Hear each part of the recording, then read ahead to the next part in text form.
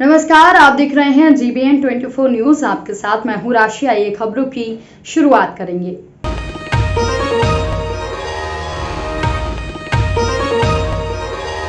मामला सुपौल जिले के त्रिवेणीगंज अनुमंडलीय मुख्यालय विधानसभा क्षेत्र का है। कांग्रेस पार्टी के पूर्व सांसद महोदया रंजीत रंजन ने बताया कि हम लोग क्षेत्र का दौरा नहीं कर रहे हैं।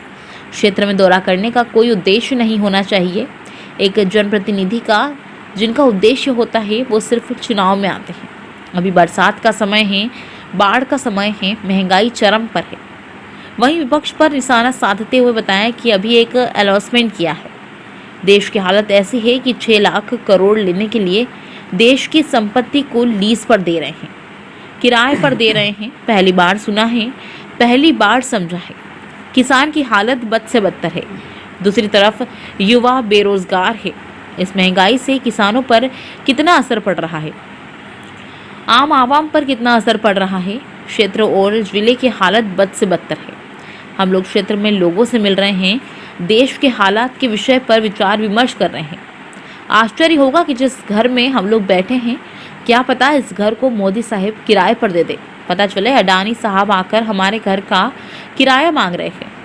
वहीं जाति जनगणना की बात की जा रही है। मोदी साहब को मनाने में लगे हुए हैं। जब आप लोग सत्ता में हैं तो जाति जनगणना के लिए मोदी साहब को मनाने की क्या ज़रूरत है। इसका मतलब है कि आप लोगों में अनबन है। जब आप पूर्ण रूप से सत्ता में नहीं थे तो बिहार को विशेष राज्य का दर्जे की मांग कर रहे थे, लेकिन अब क्या हुआ?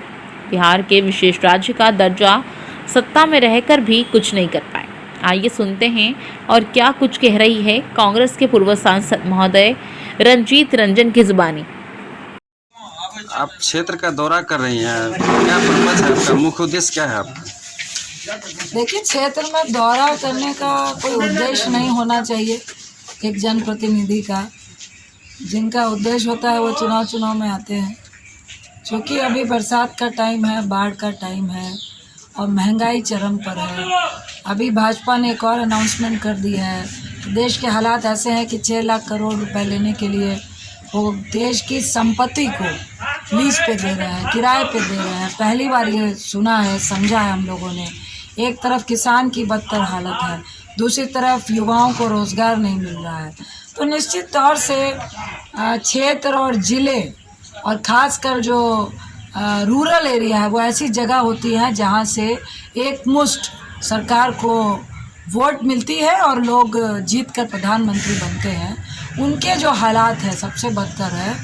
तो निश्चित तौर से हम लोगों का ये निश्चित ये रहता है कि लोगों से मिलें, बात विचार करें, विमर्श करें। आखिर महंगाई से किसानों पे कितना असर पड़ रहा है, आम आवाम पे कितना असर पड़ रहा है, एक ग्रामीण युवा पे कितना असर पड़ रहा है, महंगाई का कितना असर पड़ रहा है। तो विचार विमर्श कर रहे हैं।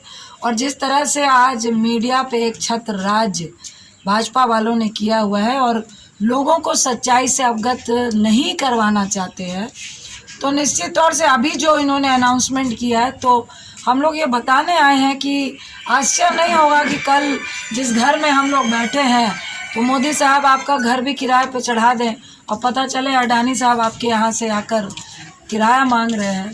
तो ये कोई आश्चर्य की बात नहीं होगी। तो जो देश के हालात है उसका विचार विमर्श करने के लिए लोगों के पास जाना और उनसे चर्चा करना महत्वपूर्ण है। उसी सिलसिले में हम लोग आए हैं।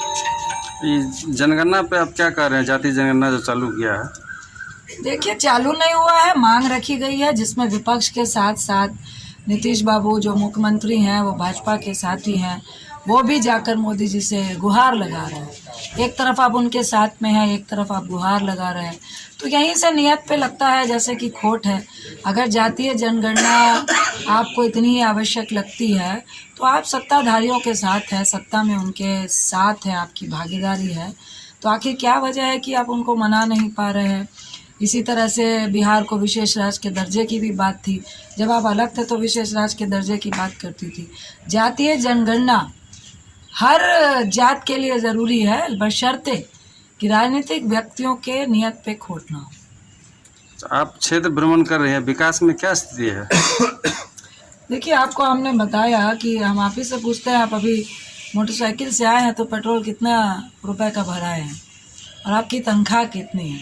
क्या मोदी साहब ने आपकी तनख्वाह और पेट्रोल के खर्चे को बैलेंस किया है क्या, जो कांग्रेस हमेशा करती थी, जो यूपीए की सरकार करती थी? आज अगर आपका तनख्वाह 20,000 है और आपका खर्चा कांग्रेस के वक्त अगर 12,000 था, तो आज की तारीख में अगर तनख्वाह 25,000 है तो खर्चा आपका 45,000 मोदी साहब ने कर दिया है, क्योंकि अडानी अंबानी का भी खजाना भरना है।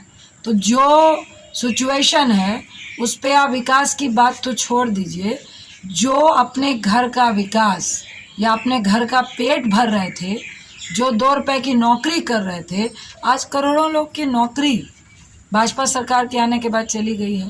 पहले नोटबंदी ने ली, फिर आपके कोरोना ने ली, फिर रही सही कसर आपके जीएसटी ने पूरी की, अब पूरी कसर आपके पेट्रोल और डीजल और किरासन तेल और रसोई गैस के दाम ने रख कर, मुझे लगता है ये कमर तोड़ने वाली भी बात नहीं है, ये तो लोगों को जान से मारने वाली बात है।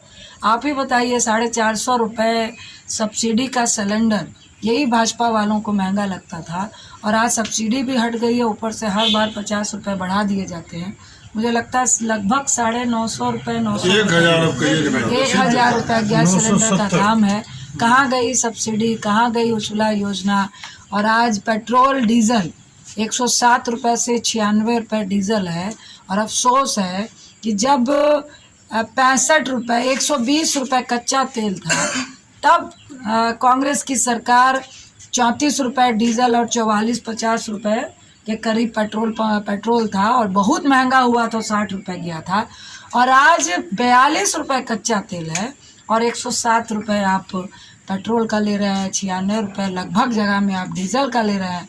किरासन तेल का रेट हमको लगभग 1.5 गुना हो गया है, दाल का रेट लगभग 1.5 गुना हो गया है, प्याज का, टमाटर का, आलू का 1.5 गुना हो गया है। और दूसरी तरफ आप विकास की बात बोल रहे हैं। आप अपने घर में अपने पत्नी से पूछ लीजिए कितना विकास हुआ है, हमसे पूछने की ज़रूरत नहीं पड़ेगी।